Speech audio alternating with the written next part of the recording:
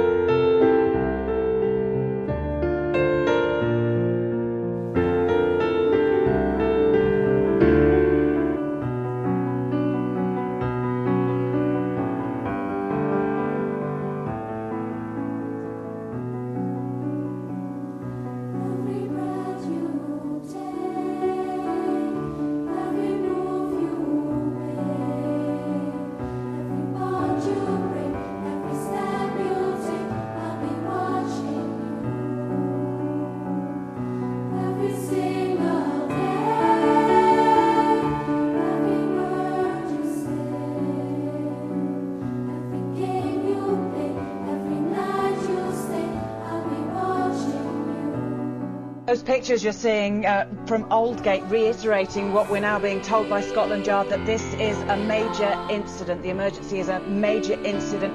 Still only being said that there are several people injured, though clearly from eyewitnesses' reports on the ground there are more injured than have at the moment been accounted for. The latest on the travel situation: the whole of the tube network has been suspended this morning. Mainline train company First Great Western has said its services into London's Paddington are terminating at Reading because of the underground crisis. And it is also possible, British Transport Police are saying, that 2 trains are stuck in tunnels at Edgware Road, and there could still be passengers on board. We know passengers have smashed windows of tube trains with umbrellas to get out. Let's talk to one of our producers, Bob Mills, who's in Russell Square this morning.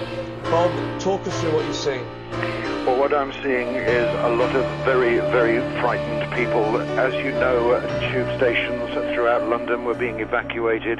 Thousands of people pouring out of King Cross Station and Euston Station, and I was one of those that had to be evacuated, walking towards Russell Square, and suddenly a huge explosion on the street up in front of me, and all I could see was the top of a bus completely destroyed. We all heard an explosion, and everything just disappeared in front of me, and I'm looking at people with blood injuries and walking away from the scene. The police are already there, taping off the entire area, so no one is completely sure what has happened. But as far as I'm concerned, a bomb has gone off, or something has exploded on a bus in Russell Square, and there must be some considerable injuries. And I've gotten boxed in. I'm basically kind of trapped at the moment of this side street because I can't get back to work. I've got 6 guys that I work with, the owner himself, his brother, one very good friend of the family, and 3 other guys who work with us, just trying to box up as much as we could, and they're all just trapped. They're just trapped. You can't get in, you can't get out. My girlfriend's at home with her 7-year-old daughter, and it's just everything's exploding around.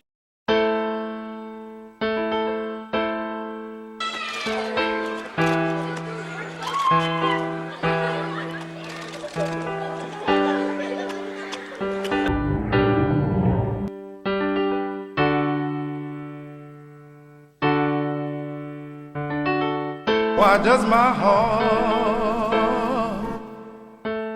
feel so glad? Why does my soul feel so glad? Why does my heart